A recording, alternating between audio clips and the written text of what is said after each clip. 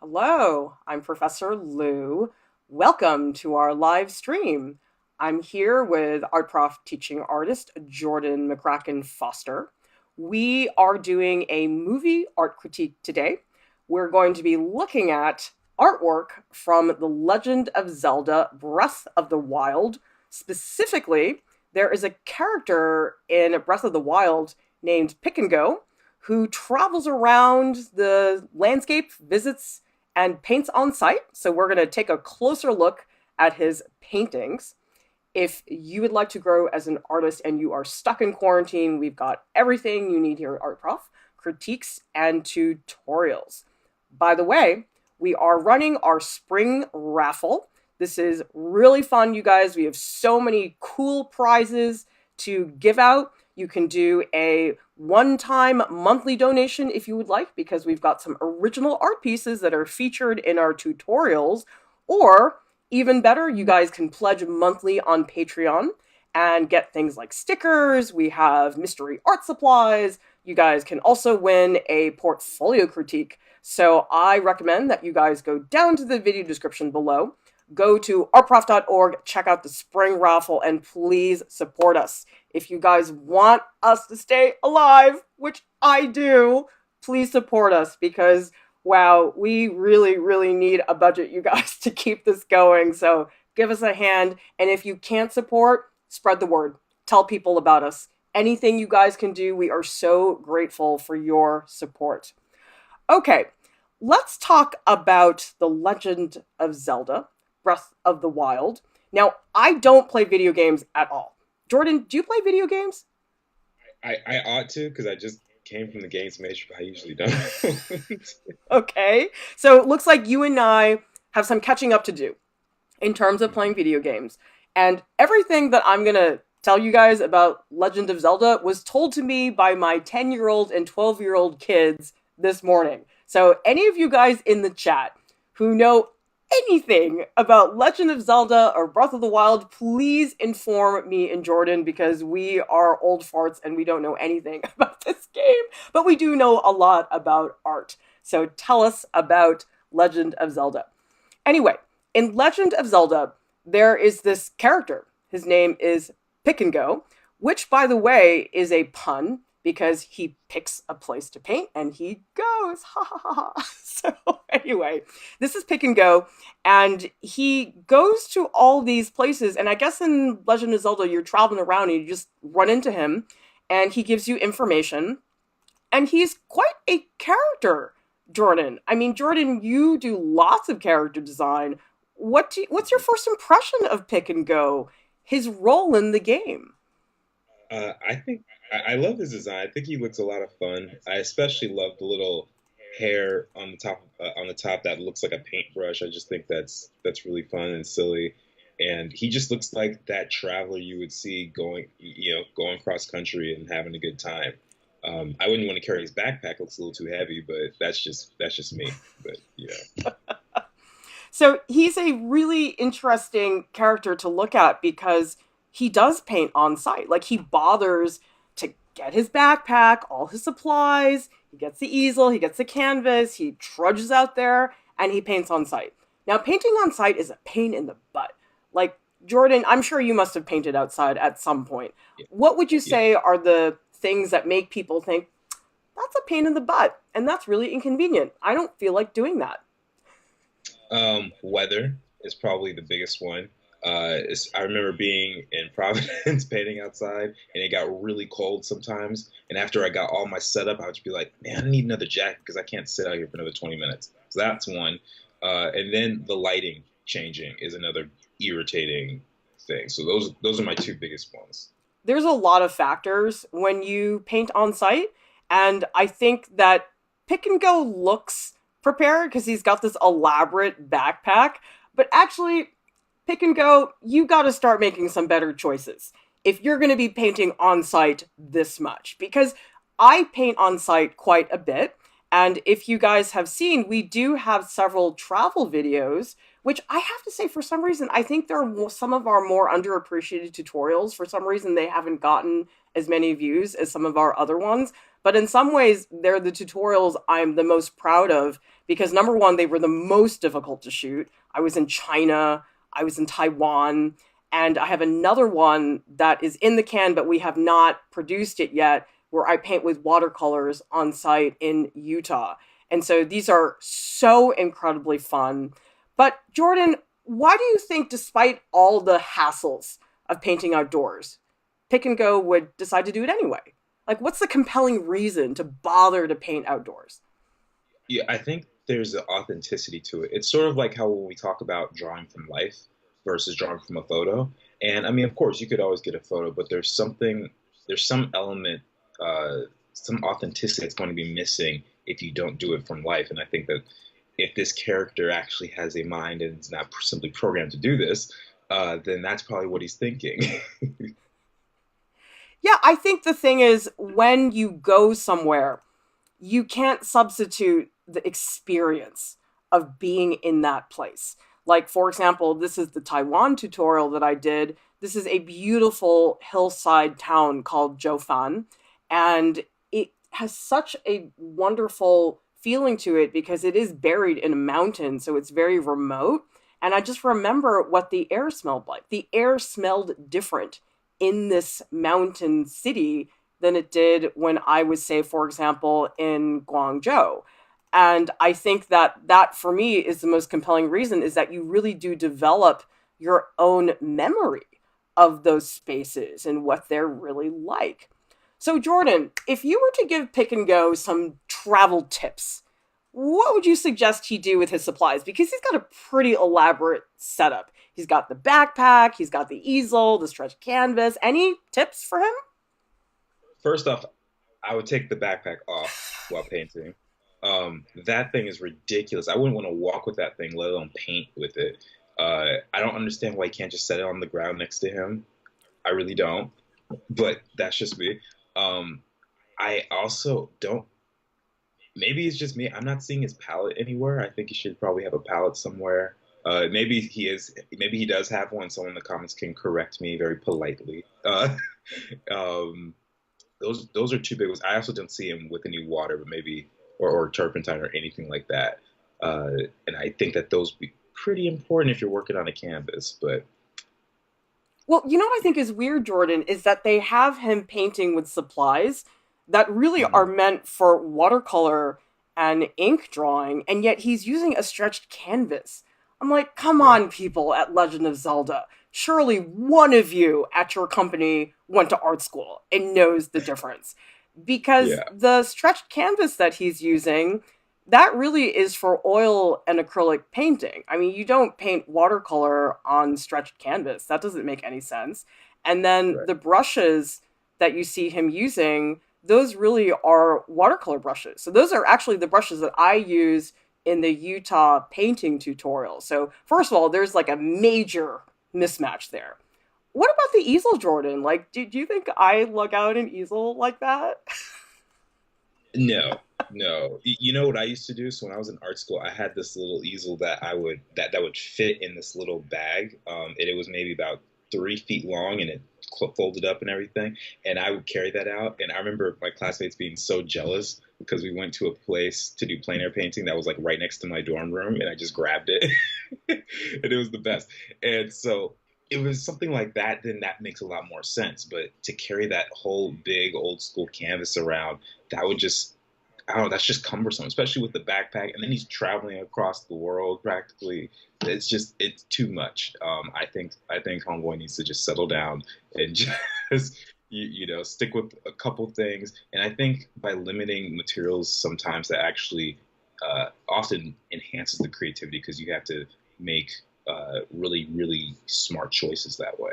You do. And honestly, the supplies that I paint with when I'm painting on site, they're not the same supplies that I use when I'm indoors. For example, this is a really silly product. And honestly, I felt like an idiot when I found it. I was like, I can't believe I'm buying this. Is this really going to help me? This click and go water cup from FABER-CASTELL, because it collapses.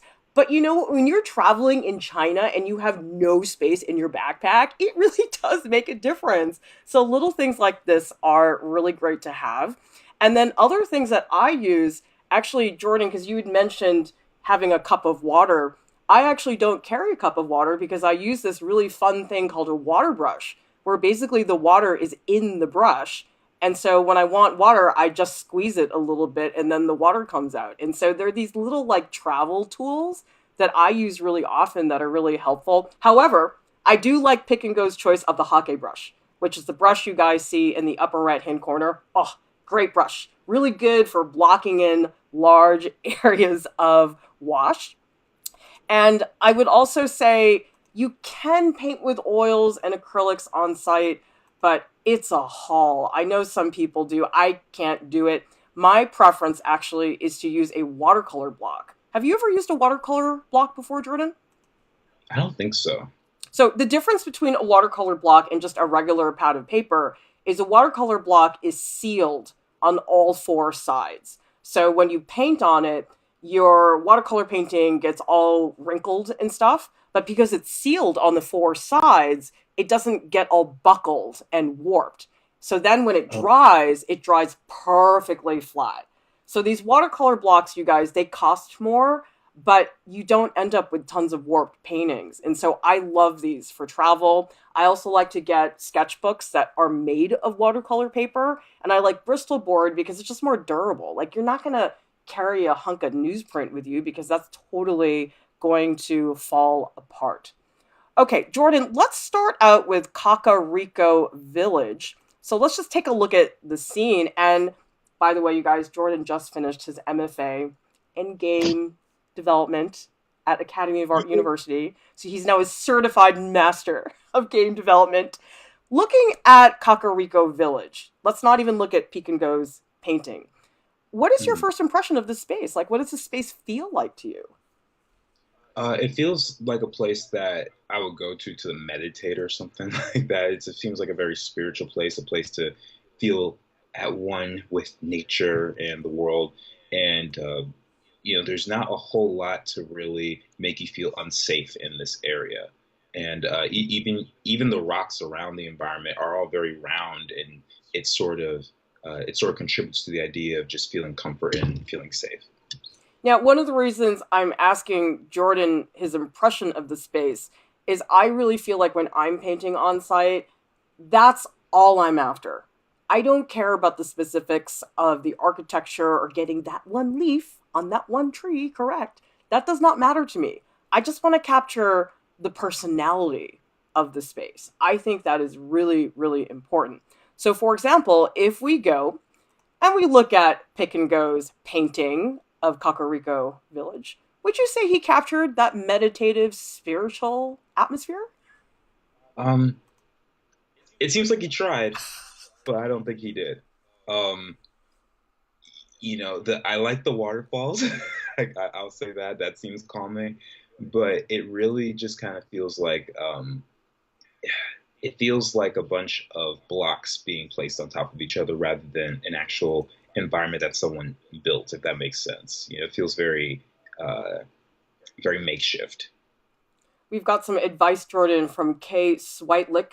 Rule number one of Zelda games: don't try to make sense of them, just enjoy them.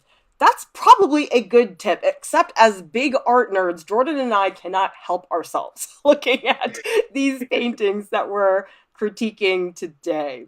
Jade Leaf is saying painting outside is a nightmare. I don't know how many flies perished in blobs of acrylic paint. And Lisa H is saying painting outside can be a pain in the butt, literally. Yeah, Lisa, the first thing that I do when I go to a place and I'm like, okay, I want to paint here, I have to find a place to sit. And sometimes your position in the place can make or break whether you're going to have a good experience or not. I was at a medicine market once in Guangzhou and I made the mistake of trying to draw in the middle of this alleyway. That was not a good idea. So these practical things, they make a really big difference. So Jordan, what do you think Pikango could do with his technique to maybe try to capture the spiritual side of this village? Is it the color? Is it the brushwork? What could he work on? Well, everything to me seems very mid-tone in the painting, and especially when you're doing something that has maybe a spiritual aspect to it, lighting is very, very important. If you look at like Gustave Doré or, any of the Renaissance paintings, they focus so much on lighting. And whether it's natural light or from a candle or whatever it is, that's like the biggest thing to them. And I feel like everything here is like at a 50% or 60%. Doesn't matter what material it is. And so that would be the first thing I would focus on for Pick and Go. Yeah, I think lighting, especially, is such a great tool for showing mood because depending on whether the lighting is soft or if it's very harsh or if it's daylight or if it's moonlight, I mean, you can have a completely different story based on that. So I would just say when you paint outdoors, to be really conscious of what is the lighting situation. I think that would be a really good thing to consider. And what I'm seeing also, Jordan, is that he doesn't really seem to paint what he sees as much as what he thinks he sees. Does that make Yeah. any sense? I think we all kind of have that. Even like when figure drawing, when I first started, I would draw the legs like super long. It's like that's not really what I'm seeing, but somehow the legs are like 4 times as long as the torso. So yeah. I think a lot of us fall into that trap. I mean, I see that a lot, not just with students, but in my own work. Sometimes I'll draw something, I'm like, you did not look at that. I can get lazy and I just make assumptions about what I think I see. And so, actually, I think a big part of plein air painting is learning how to observe, learning how to really see and break down shapes. I mean, I'm sure you must have had something similar when you studied anatomy where you really had to train your eye. Did you have that experience? Oh, I still have that experience. Like all the time, I make assumptions based on how I think hands look, and even though I'm practically looking at my own hand as I draw, I make mistakes all the time, and so I have to retrain myself to think, go with some reference, get more understanding of the anatomy. Even if I know the shape of the muscles, sometimes there's a certain overlap that I'm not used to, and I really need to get my game up just to figure that out as I work. Let's see. Bless says Pikango is a rebel who don't listen to no art professor rules. I love you guys. You're so sassy. This is great. And let's see. Auntie M is saying, I want the click and go, and that magic universe doesn't have the same rules with our universe. Okay. I admit what we're doing by critiquing Pick and Go's artwork, it's a little bit unfair, but anything in the name of art education. That's how I feel. It's like by any means necessary. If I can get you guys to understand core concepts, we'll do it. We'll just use Pick and Go for what he's worth. Okay. Let's look at the next scene that he visits, which is Hyrule Castle. So again, those of you who know about Breath of the Wild, tell us in the chat, what is your impression about Hyrule Castle? Because Jordan, you and I talk a lot about how in games and in character design, people are oftentimes they're so focused on the look of a place and they don't really think about the character of a place. Can you get into that a little bit? Yeah, so what they often do, especially in games or film or whatever, if they're referencing a certain location, they'll actually send a team of artists and maybe even directors and producers to that location to get more of a feel of that environment. So, for example, everyone who worked on Finding Nemo was required to go deep sea diving. Like that was a requirement if you wanted to work on the film. Prince of Egypt, everyone went to Egypt to just figure things out. Moana, they all went to the Malaysia and New Zealand, all these islands down there, and it really helps just get that experience. And so what that does is it helps you to understand what the environment is really like, the smells, the sounds, all those things that you can't always see in just a photo, but there's something there that can inform an artist as they work. And sometimes it's just very intuitive. And so I think that that's what the biggest difference is between like the actual landscape of in Breath of the Wild versus Pick and Go's painting. Yeah, for sure. And you also, I think, develop your own memories based on that experience. For example, in the Guangzhou video, there's a point where I drag Casey, who is, by the way, a vegetarian, to a fish market. And he was just somewhat horrified that I was making him go. But that place was really hardcore. It was not Whole Foods. And we just had such an intense experience. And it's like I could Google image search Guangzhou fish market and I just would not have had the same experience. So I think, guys, there's so many things about plein air painting that are big pain, literally. But I think it's really worth it because nothing substitutes that experience. Lisa wants to know what is the advantage versus buying blocks because W315 is saying take your watercolor pads to a printer that makes perfect bound books, have them glue up the other three sides with the binding glue they use. I'm not sure if that would work. I've never done it before, so I could be totally wrong, W315. But honestly, I think you would have a much easier time just getting into the art store. I think it would be less hassle. And maybe the printer people might look at you funny the way they look at me when I go to Home Depot and I ask for like a 3x5 piece of wood. They're like, what's wrong with you? All right, so let's take a look at Pikango's painting of Hyrule Castle. What do you think, Jordan? So I can only do this based on the comparison between the actual thing. So based on the landscape, it looks like the castle is supposed to be somewhat intimidating, supposed to be kind of mysterious and ominous. And with Pikango's painting, he's changing almost all of the really sharp points into these really big blocky shapes, which actually do a lot to change the mood. It feels more friendly and feels more like a castle that you would see in like a children's book. That's like supposed to be really innocent, and so I feel completely different as I see the painting versus the actual landscape. Well, he sort of made the castle architecture look a little bit more whimsical.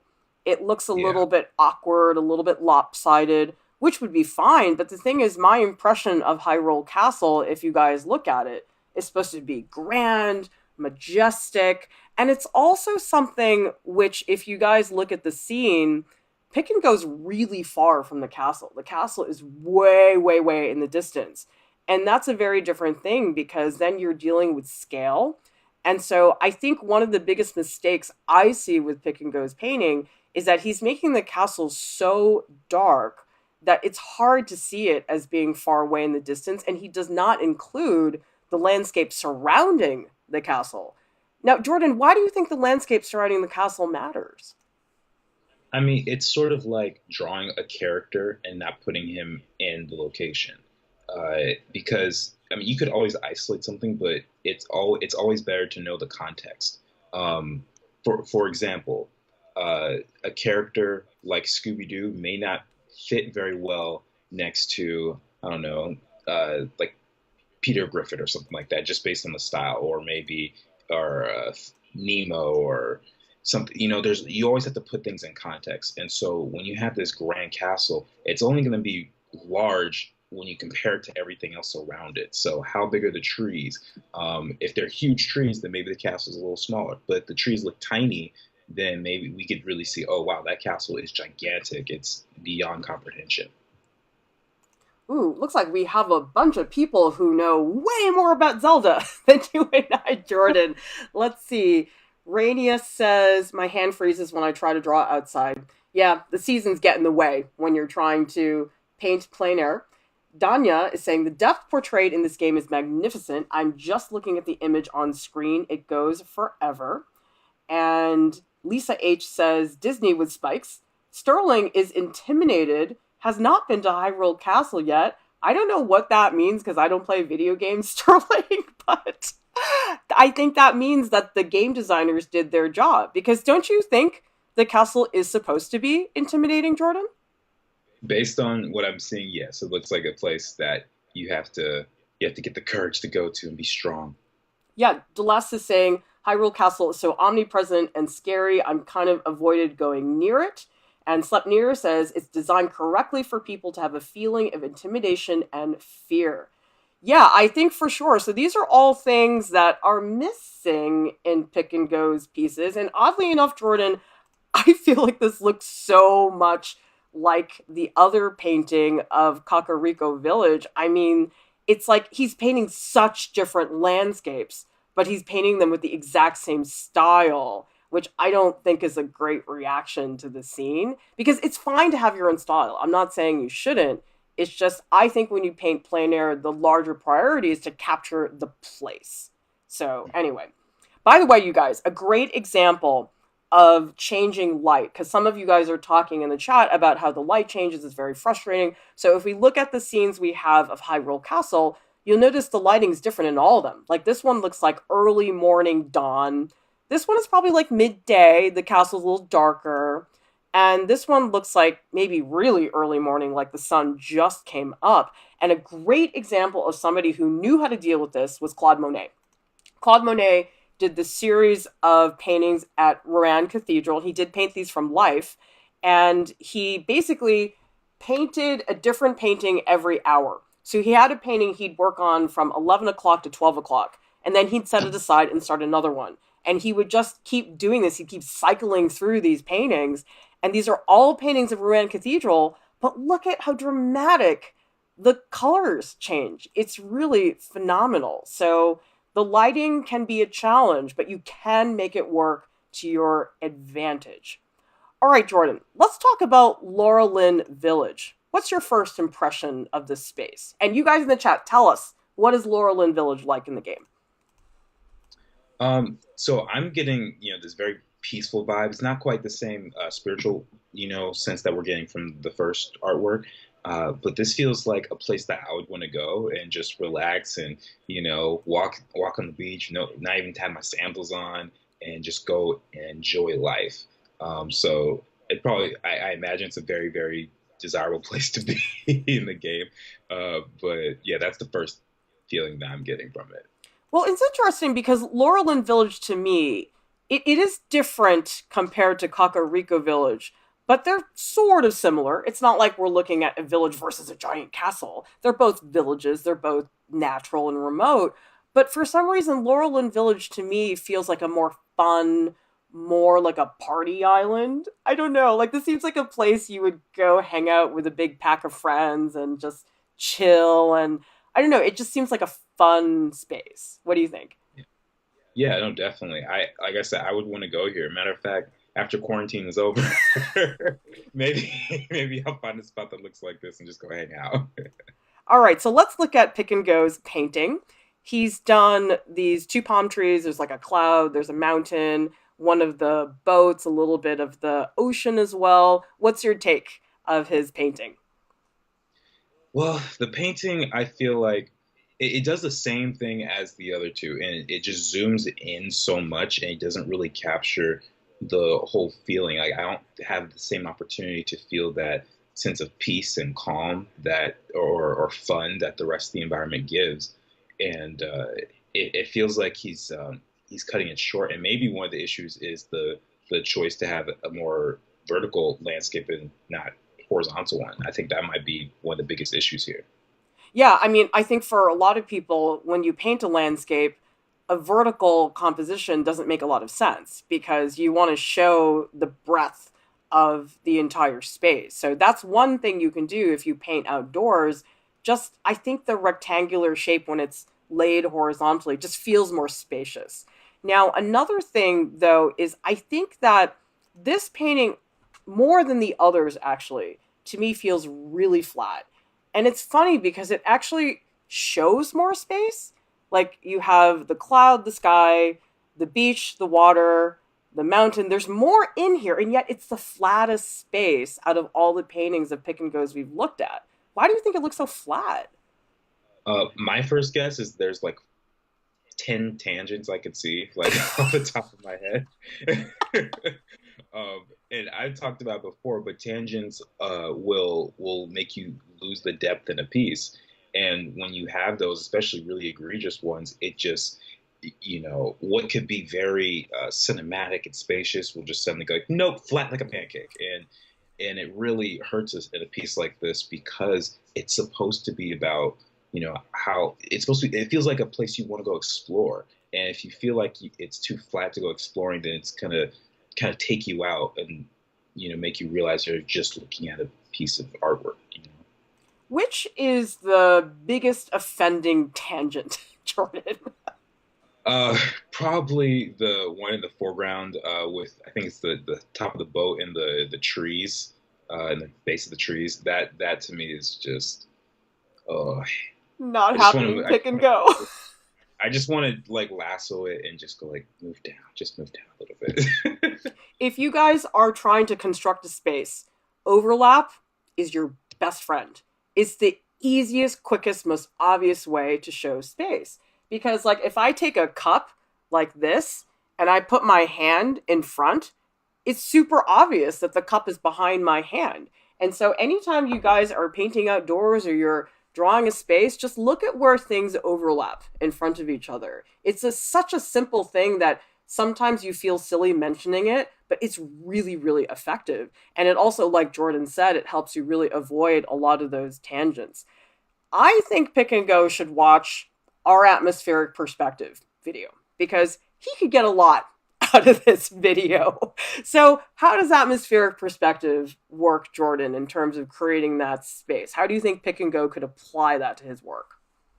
So, atmospheric perspective is the idea that when things get further away, there's less contrast, and they also tend to blend in with the sky more. So, the further back objects like the Rocky Mountains and the trees, they can just get a little bit more blue. The edges can get less crisp, and it'll really start to push those things back and make us feel that illusion of depth that, as you mentioned, could really be used in Pick and Go's work. And you know something? There have definitely been times when I was, say, traveling in China or Taiwan, and things that were far, far away really did look crisp. And I was like, yeah, I could paint them as they are. But oftentimes, what I do is I just say, you know what, let's apply some atmospheric perspective. Let's make that stuff in the background way blurrier than I actually see it. And so you don't really paint things as you see them. You really have to consider that space. Like, for example, this shot of just the village, okay, we've got the boats in the foreground. Like, in terms of space, those boats are really close to me. The mountain is really far away. So, with atmospheric perspective, you paint the mountain low contrast, you paint it blurrier, and you make the boats really detailed and very crisp and very high contrast. So, that just like pushes things back, pulls things forward. It's a really cool thing to do. Wingus is saying, I think the boating docks he painted really cluttered the piece. Let's take a look at that. Yeah, see, the thing is, Wingus, he totally could have made it work to his advantage.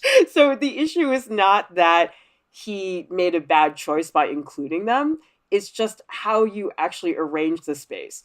And Jordan, I think you made a good point about zooming out because actually, when I teach space in my drawing classes, I don't know why, but I'll ask students to draw an interior space and they all want to like zoom in and draw one corner. Like, why do you think that is? I'm not even sure. I mean, I think that when people are first starting out doing environments that maybe because we're often in enclosed spaces like houses and schools and classrooms and things like that, that we're so used to things being so close. But when you're trying to create an environment that's as grand as this beach setting or a castle or whatever, that we forget to zoom out and show the whole thing. And so it may just be not being used to seeing things that way. Yeah, so what I'm always telling students is, guys, you got to zoom out a lot. And actually, my tip for drawing interior spaces is to always show the ceiling, one wall, and the floor. And if you show all three of those planes, then you have to zoom out because if you only show one wall and there's no ceiling and there's no floor, it gets really flat really fast. And so a lot of these are good tools for organizing the space. Vaporistic says, I went to a field trip to Palau Kitam, a floating village when I was younger. We were there to draw, and most of us drew everything we saw, but our tutor back then advised us not to draw everything, to pick a focus, not what Prof Lieu just said, not to paint as you see it. It was a fun experience. It really depends on what you're after, you guys, because you'll notice that in my tutorials, for example, the one that I do in Taiwan, I fluctuate between focusing on like one little thing in the scene and drawing the whole thing.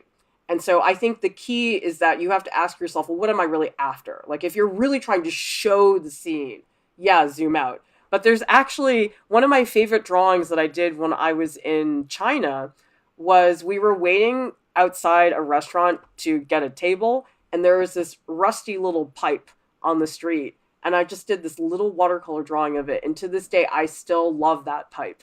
So it can be anything, whatever it is that you guys want to think about. Guys, we have an art prof share today. If you don't know what that is, anybody who watches one of our videos and creates artwork as a reaction to that video. Maybe you watch our oil painting video and it inspires you to pick up some oil paints. Maybe you watch a bookbinding video and you make a book because of that. And so we have images today from Leonora Lopez from Honduras. And Leonora watched my live drawing stream about anatomy that I think was about a week ago. And this is so fun to see that Leonora did all of these figure drawings with that tutorial. And so we've got all these quick sketches from Leonora to show you guys today, which is really cool. And if you guys go down to the video description below, you can read Leonora's statement about the experience sketching along with the images that I had in my live stream. So she says, the video about sketching models for about 5 minutes, quick poses, was a great lesson to me for the first time on YouTube. Usually I draw faces, caricatures, but not the whole body on such a short period of time. It's difficult to draw sketches perfectly in a short time, but I can learn. So it sounds to me from Leonora's statement that this is new. It's not something she's used to doing, really quick sketches. What's your impression of Leonora's drawings, Jordan? How do you think she did? I think Leonora did a really good job of not being overly stiff. I think that that's one thing that is so common when people are first starting to do figure drawing. That happened with me. I was very stiff and I had to learn all these different things. But there's one particular pose, I think it's the third one, at least in how I had it set up, where it's the back of the figure and you see the shadow and the figure's kind of doing this S curve and the arms going up. I think that's actually some really great movement that's happening. And so to capture that on your first try is really, really awesome. Yeah, and you know what else I really like that Leonora did is that even in a pose like this, the guy that's sort of like hunched up in a fetal position, obviously it's such a short pose, Leonora didn't get the chance to finish it, but Jordan, do you see how she still captured the whole body? That she's not just drawing pieces of the figure? Because I think a lot of people do that. They feel like, oh, I got to make one part look good, and so they sacrifice not even getting to draw the other body parts. And I feel like in this very quick pose, where it's just a couple lines, I know what the pose is. That is great. That she really captured the personality of that. And you can see when we get to the longer poses that, yeah, there's a wonderful energy to these. There's a lot of volume. And Leonora, you're not holding back. You're being so aggressive and energetic. And that's exactly what you need to do when you want to draw and sketch the model in these short poses. So if you guys want to share with us what you have made, maybe you drew along on a live stream, maybe you did a tutorial, go to the tutorials page on artprof.org. There's a purple button which will take you to the ArtProf Share submission form. So if you guys want to submit and be considered for a YouTube shout out like we just did for Leonora, we would love to see what you guys do. Like, Jordan, how does it make you feel when you see the artwork our audience is making in reaction to our videos? How do you feel? It feels awesome because I feel like our prof's mission from the very beginning was to help people with art, and then to see them actually showing us what they've been learning from our videos and tutorials, it just makes everything worth it. So yeah, anytime I see something like this, I'm like, yes, that's what I'm talking about. And especially when people tell me that they've never done something before, like Leonora says in her statement that she does not have experience doing 5-minute sketches. It was a new experience. That's fantastic, you guys. When you guys try something you've never done before, because that takes guts. Not easy to do stuff that you're not good at or haven't experienced a lot before in the past. And by the way, you don't have to submit for a YouTube shout out. If you guys want to just show us casually, you can tag us on Instagram, art.prof, use hashtag artprofshare, or if you want to just show us in Discord, you should join the Discord server. The link is in the video description below, and Jordan and I will head over to Discord after we have our little staff powwow after this stream. And so we'll see you guys over there in about 5 minutes. But we love it when you guys show us what you're making. It's just the greatest thing. Subscribe to our channel and join the Art Prof family. And thank you so much to our top Patreon supporters who make everything possible, who keep us alive. And by the way, you guys, please consider donating to our spring raffle because we have so much we want to do for you. I have so much up here that I want to give you guys right now, but I need the budget to make it happen. So please think about donating. Everybody stay safe. Thank you so much for watching, for your contributions. We'll see you next time.